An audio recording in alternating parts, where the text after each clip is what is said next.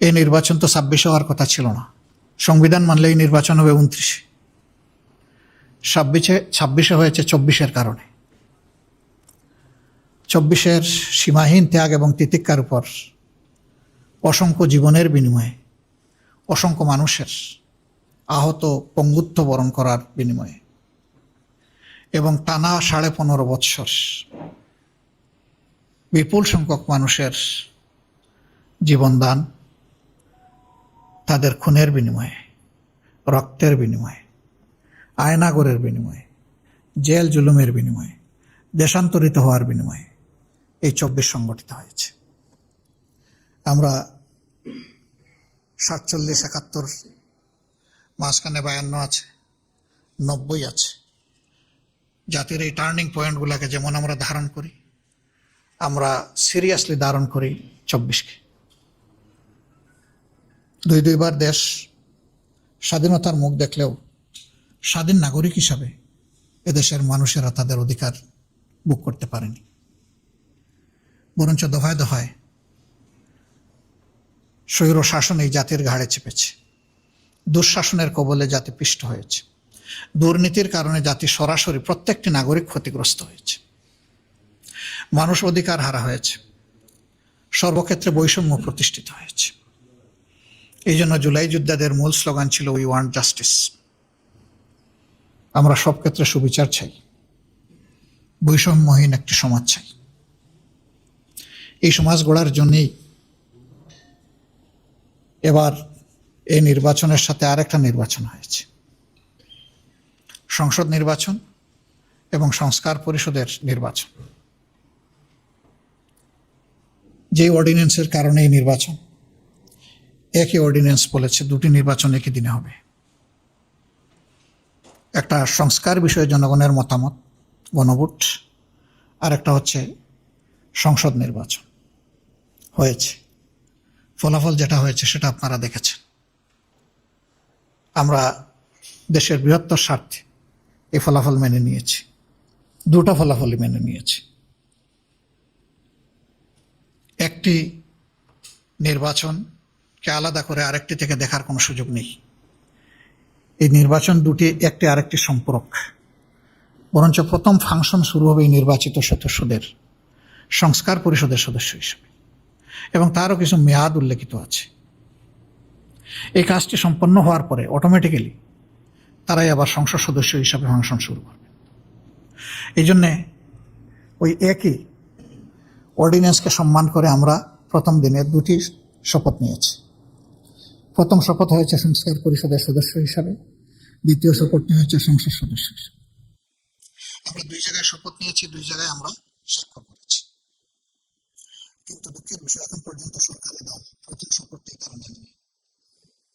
আমরা তাদের প্রতি আহ্বান জানাবো, আসুন জুলাইকে সম্মান করি। জুলাইকে সম্মান করলেই 24 থাকলেই 26 হবে, নইলে 26-এর অস্তিত্ব থাকে না। 24-কে অমান্য অগ্রাহ্য করে পাশ কাটিয়ে 26 এই জাতির জন্য কোনো সুখবর নয়। তারা নেননি, আমরা আশা করতে চাই তারা নিয়ে এই কাজটি দ্রুত সম্পন্ন করবেন। তাহলে 24-এর এত জীবনদান, এত শাহাদাত, এত পঙ্গুত্ব, এত আহত, তার সার্থকতা পাবে। মনে রাখবেন যে এটা বাংলাদেশে যারা ভোট প্রয়োগ করেছেন তাদের 69% মানুষের পক্ষে রায় দিয়েছে। এটাকে অগ্রাহ্য করার কোনো সুযোগ নেই। আমরা এর পক্ষে ভূমিকা রেখে যাব এবং আমরা চাইব যে 4টি বিষয়ে গণভোটে দেওয়া হয়েছিল তার সবগুলি হুবহু গ্রহণ করা হোক, বাস্তবায়ন করা হোক। আমাদের পক্ষ থেকে এই বিষয়ে সর্বাত্মক সহযোগিতা থাকবে ইনশাল্লাহ। বাকি অধিবেশন শুরু হলে আরও যে সমস্ত বিষয় প্রসঙ্গক্রমে আসবে, এই বিষয়গুলো নিয়েও আমরা আলোচনা করেছি এবং আমরা এটা স্থির করেছি যে আমরা অবশ্যই অপ্রাসঙ্গিক কোনো ভূমিকা রাখবো না, আমরা প্রাসঙ্গিক ভূমিকা রাখব। আমরা আগেই বলেছি, বিরোধিতার জন্য বিরোধিতা নয়, সহযোগিতা করতে হলে সেটা দেশ এবং মানুষের জন্য, আর বিরোধিতাও করতে হলে দেশ এবং মানুষের অধিকারের জন্য। এ লড়াই ইনশাআল্লাহ আমরা সংসদে করব, প্রয়োজনে এই লড়াই রাজপথেও হবে, এটা গণতন্ত্রের সৌন্দর্য। আমরা এই সমস্ত বিষয় নিয়ে হুটহাট করে আদালতে যাওয়াটা আমরা সহজে দেখব না, কিন্তু একান্ত বাধ্য না হলে। আমরা যদি একান্ত বাধ্য হই তাহলে হয়তো আমরা আদালতের আশ্রয় নিতে পারি কোনো কোনো বিষয়। তা আমরা প্রথমে এগুলা প্রেডিক্ট করতে চাই না। প্রথমে চাই যে সকল ব্যাপারে সংসদের যিনি অভিভাবক, যিনি সভাপতিত্ব করবেন, স্পিকার মহোদয় ইনসাফ করবেন, বিরোধী দলকে যথেষ্ট সুযোগ দেবেন। তাহলে গণতন্ত্রের সৌন্দর্য শুধু ফুটে উঠবে না, গণতন্ত্র টেকসই হবে। যে গণতন্ত্রটা এখনো বাংলাদেশ পায়নি, আমরা প্রত্যাশা করতে চাই এই ত্রয়োদশ সংসদের মাধ্যমে সেটা যেন বাংলাদেশ পায়। আপনাদের সহযোগিতা অব্যাহতভাবে আমরা কামনা করি এবং আমরা যাতে একটি দায়িত্বশীল বিরোধী দল হিসাবে 11 দলের নির্বাচিত সংসদ সদস্যরা আমরা দায়িত্ব পালন করতে পারি।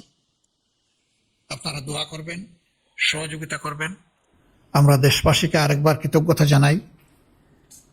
তাদের রায়ের যেটুকুই প্রতিফলন হয়েছে, তারা আমাদের বক্তব্যকে ধারণ করে সমর্থন করে আমাদেরকে যতটুকুই নির্বাচিত করেছেন, ভোট দিয়েছেন, আমরা সকলের কাছে কৃতজ্ঞ।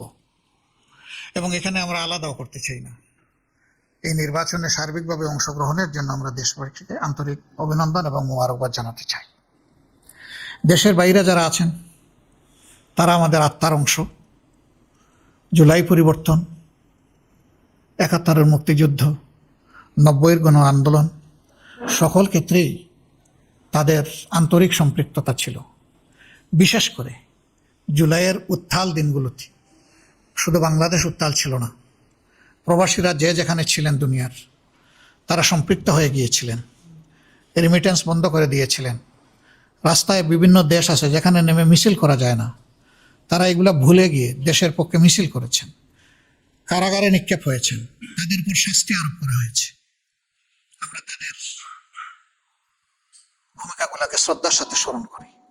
আবার অনেকে তারা মিডিয়ার মাধ্যমে, লেখনের মাধ্যমে শক্তিশালী ভূমিকা পালন করেছে। তাদের সবাইকে আমরা কৃতজ্ঞতা জানাই, ধন্যবাদ জানাই।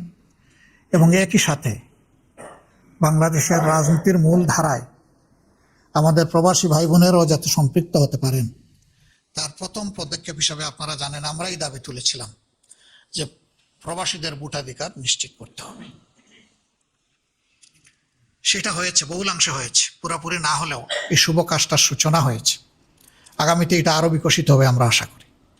আমরা এই একটা দাবি জোরালোভাবে বলেছিলাম, কারণ আমরা বিশ্বাস করি তাদের এই দাবিটা আদায় হলে, অধিকার প্রতিষ্ঠিত হলে, বাকি অধিকারগুলো, দাবিগুলো আদায় করা তাদের জন্য সহজ হবে। আমরা তাদেরকে সম্মান করি, আমরা রিমিটেন্স যোদ্ধা বলি, কিন্তু আমরা বীরদেরকে এখনও বীরোচিত সম্মান দিতে পারিনি। এই জন্যে প্রবাসী ভাই বোনদের সকল ক্ষেত্রে তাদের ন্যায্য পাওনা যাতে নিশ্চিত হয়, এই সংসদের মাধ্যমে আমরা সেই লড়াই চালিয়ে যাব। তারা বহু ক্ষেত্রে বঞ্চিত, বিড়ম্বিত এবং ক্ষেত্রবিশেষে তারা নিগৃহীত। এই জায়গাগুলো অবশ্যই আমাদের দেখতে হবে। আমরা সরকারকে ধন্যবাদ জানাই। আমরা বলেছিলাম, সবার আগে আমরাই বলেছিলাম ইলেকশনের সময়, যে আমরা নির্বাচিত হয়ে সরকার গঠন করার সুযোগ পেলে বিদেশে আমাদের কোনো প্রবাসী ভাই বোন ইন্তেকালের পরে তার পরিবার এবং তিনি যদি ওসিয়ত করে যান যে তার দাফনটা বাংলাদেশে হবে, তাহলে তাদের লাশ সরকারি খরচে শ্রদ্ধা এবং সম্মানের সাথে বহন করে নিয়ে আসা হবে। ইতিমধ্যে সরকারের প্রবাসী কল্যাণ মন্ত্রণালয় ঘোষণা দিয়েছে, এটা তারা বাস্তবায়ন করবে। আমরা তাদেরকে অভিনন্দন এবং সাধুবাদ জানাই। আমরা যে দাবিগুলো করেছি, তারা যদি সেই দাবিগুলো বাস্তবায়ন করেন, আমরা এইভাবেই তাদেরকে অভিনন্দন জানাতে থাকবো, কোনো সমস্যা নাই। কারণ আমরা দেশের মানুষের কল্যাণ চাই, আমরা প্রিয় দেশের ভালো চাই। যে কাজ আমরা করতাম সেই কাজ তারা করলে অভিনন্দিত হবেন। আরও নতুন নতুন কাজ আমরা খুঁজে বের করব এবং সবাই মিলে এই দেশ এবং সমাজটাকে সুন্দর করব। আমরা আশা করব দুর্নীতি আর দুঃশাসনের করাল গ্রাসে বাংলাদেশ নতুন করে আর পড়বে না। যদিও দুর্নীতি এখনও আমাদের সমাজের রন্ধ্রে রন্ধ্রে প্রবাহিত হচ্ছে, আমরা সবাই জানি। ইতিমধ্যে সরকারের বেশ কিছু পদক্ষেপ জনগণের কাছে গ্রহণযোগ্য হয়নি। আমরা আশা রাখব জনপ্রত্যাশা সামনে রেখে, বিশেষ করে জুলাইয়ের আকাঙ্ক্ষাকে ধারণ করে সরকার তার কার্যক্রম গ্রহণ করবে, যা জাতি এবং দেশকে উপকৃত করবে। আমরা এর পক্ষে আমাদের অবস্থান স্পষ্ট এবং আমরা এই অবস্থান অব্যাহত রাখব। সবাই মিলেই আমরা আগামীর একটি নিরাপদ, একটি মানবিক, দুর্নীতি এবং দুঃশাসন মুক্ত বাংলাদেশ গড়ব ইনশাআল্লাহ। আল্লাহ আমাদেরকে তৌফিক দান করুন। আরেকবার আপনাদেরকে পবিত্র রমজানুল কারীমের অভিনন্দন জানিয়ে আমরা এখানেই শেষ করছি।